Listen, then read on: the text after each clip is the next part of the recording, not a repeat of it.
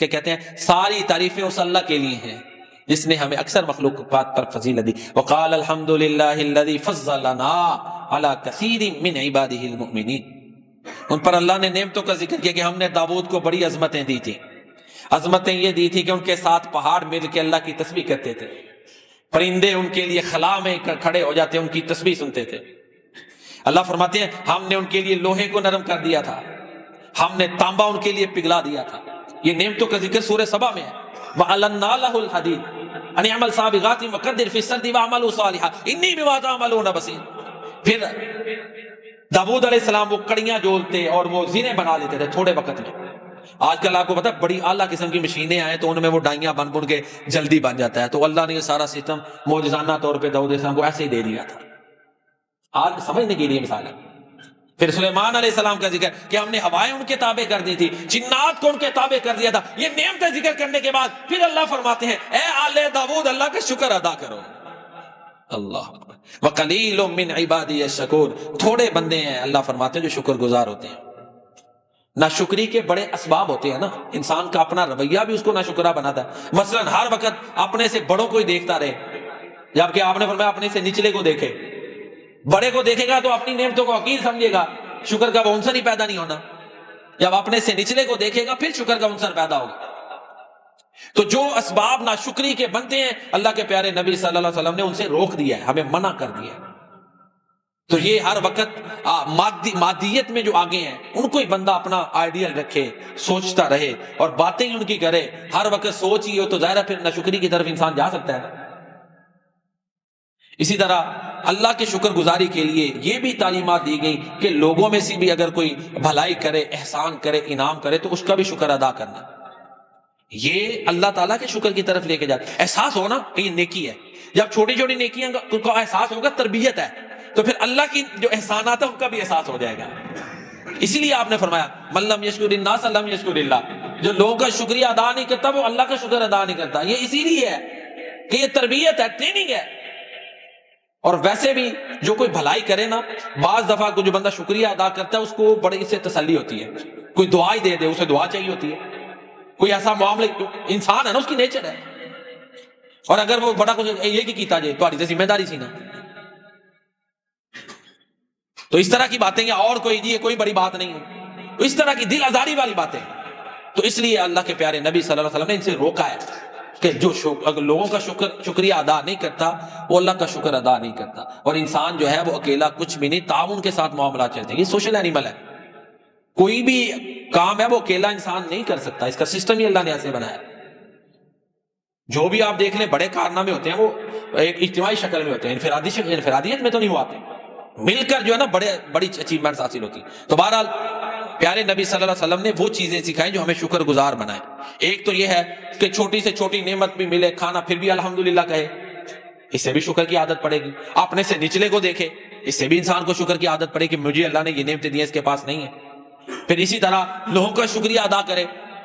پھر یہ کہ جو کچھ اللہ نے عطا کیا میرے رب کا انعام ہے، فضل ہے. یہ نہیں کہ صرف یہ میری اپنی پالیسیوں کا نتیجہ ہے. جب انسان اپنی تعریفیں شروع کر دے گا لا محالہ نتیجہ تکبر ہے. شکر گزار بندہ متکبر نہیں ہوتا، پھر اس میں تکبر آنا ہی نہیں.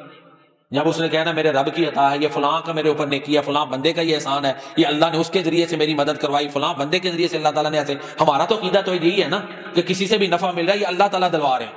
عقیدہ توحید کا تقاضا ہے. اللہ کا شکر، بندے کا بھی شکر ہے. یہ رب کا انعام ہے کسی کے جو ہے نا اس کو اچھے اساتذہ مل گئے.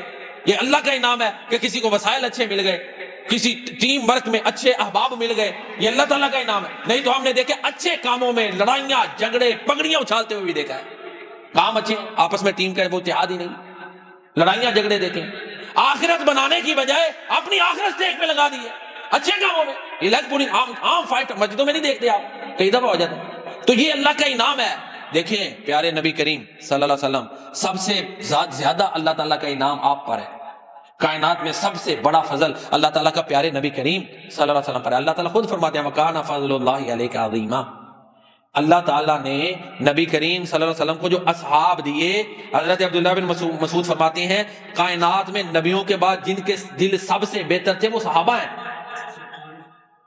اصحاب اچھے ملے نا. پھر دنیا نے مانا، انہوں نے جو انقلاب بپا کیا دنیا نے مانا کہ وہ تو اللہ کے نبی کے جو نہ وضو کے پانی کو بھی زمین پہ نہیں گرنے دیتے تھے، وہ تو پیارے نبی صلی اللہ علیہ وسلم کے اشارے کے اوپر تن من دن سب کچھ قربان کرتے تھے، وہ تو تیر اگر آ رہا ہے تو کوئی دفاع کی چیز نہیں، اپنے جسم آگے کر دیتے تھے، ہے کہ نہیں ایسے؟ یہ صحابہ کرام. تو یہ عرض یہ کر رہا تھا کہ اگر کسی کو ٹیم اچھی مل گئے ہیں، رشتہ داروں میں اچھے معاملات ہیں، تو یہ اللہ کا انعام ہے. تو بہرحال ان الانسان لربہ لکنود، اللہ فرماتے ہیں بے شک انسان اپنے رب کا بڑا ہی ناشکرا ہے. تو وہ چیزیں بتا رہا تھا جو شکر ناشکرے پن سے بچاتی ہیں. ایک تو جو بھی نعمت ملے اللہ کا شکر الحمدللہ کہے، ٹھیک ہے. دوسرا اللہ کا انعام مانے، اپنے سے نچلوں کو دیکھے، لوگوں کا شکریہ ادا کرنے کی عادت پیدا کرے. اس سے انسان میں شکر گزاری کا جذبہ پروان چڑھتا ہے، اس کی عادت شکر گزار بنتی ہے، شکر گزاری والی بنتی ہے، تکبر نہیں آتا. اور یہ عادت معاشرے میں لوگ پسند بھی کرتے ہیں، ایک لوگوں کو بھی قریب کر دیتی ہے. پھر اللہ فرماتے ہیں وَإِنَّهُ عَلَىٰ ذَلِكَ لَشَهِيدٌ، انسان اس پر خود گواہ ہے. اپنی غلطیاں ہو نا تو خود ہی بندہ نہیں کہتا یار یہ میرے اندر یہ کوتاہی تھی، مجھے اس کی سزا مل رہی. اللہ فرماتے ہیں انسان خود گواہ ہے. وَإِنَّهُ عَلَىٰ ذَلِكَ لَشَهِيدٌ. بعض دفعہ ہمیں کسی چیز کا مشکل کا سامنا کرنا پڑتا ہے تو ہم خود ہی مان رہے ہوتے ہیں کہ ہاں ہمارے عمل تو اس سے بھی زیادہ گئے گزرے، اتنی سزا بھی اللہ کا انعام ہے کہ کم ہے. مانتے ہیں لوگ جو ہمارے حالات ہیں، جس طرح کہ ہمارے ہاں افراتفری ہے اور بددیانتی رچ بچ گئی ہوئی ہے اپنے حقوق سے بڑھ کے. یہ کل ہی ایک بندہ مجھ سے مسئلہ پوچھ رہا تھا اور حقیقت بھی تھی کہ جی ہمارے ہاں جو ہے نا وہ جو لینے والے لوگ ہیں نا وہ دیکھتے ہی نہیں کہ ان کا حق کتنا بنتا ہے. ان حالات میں زکوٰۃ کا کیا کریں؟ مثال کے طور پہ رمضان میں ایک بندے کو پتا ہے اس کی مہینے کی ضرورت ایک تھیلا ہے، وہ 5 تھیلے اکٹھے کر لیتا ہے. ایسے ہوتا ہے کہیں کر رہے ہیں پروفیشنل. تو آپ بتائیں ان حالات میں زکوٰۃ کیا دینے، کیا کرنا ہے؟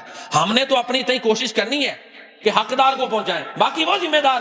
آپ دیکھ لیں 5 جگہ پہ نام بھائی کئی لوگوں نے لکھوائے، حقداروں کا حق مار رہا ہے. جب شارٹیج ہوتی ہے آپ دیکھیں نا لائنیں لگ جاتی ہیں پیٹرول پر. یہ نہیں کہ میری ضرورت 2 دن کی ہے اور مہینے کا اکٹھا کریں، اگلے کا 1 دن بھی نہ گزرے. ہے کہ نہیں؟ ہماری بحثیت قوم، ہماری یہ تربیت ہی نہیں ہے، ہمارے اندر یہ خامی ہے. تو پھر اس کا خمیازہ قومیں ہی بھگتتی ہیں. تو پھر بھی اللہ کا انعام ہے کہ ہم جس سٹیج پہ کھڑے ہیں، جس طرح کے ہمارے معاملات ہیں، اللہ بڑے ہمارے گناہ معاف کرتے ہیں. تو اللہ فرماتے ہیں کہ انسان خود گواہ ہے اپنی جو ہے نا قسم پرسی پر، اپنے ناشکرے پن پر، اپنی جو اس کی حالت ابتر بنی ہوئی ہے اس پر خود گواہ ہے کہ ہمارے ہی اپنے کیوں کا نتیجہ ہے. سائنس بڑی نعمت ہے، لیکن اب دیکھیں جو تباہیاں ہوتی ہیں جنگوں میں کیا ہو رہا ہے. یہ پھر لڑائی شروع ہو گئی. وہ جو انسان کی فلاح و بہبود پہ سائنس خرچ ہونی چاہیے، آپ دیکھیں دنیا کا ہر ملک جس کا ہاتھ پڑتا ہے وہ اسلحہ اکٹھا کر رہا ہے.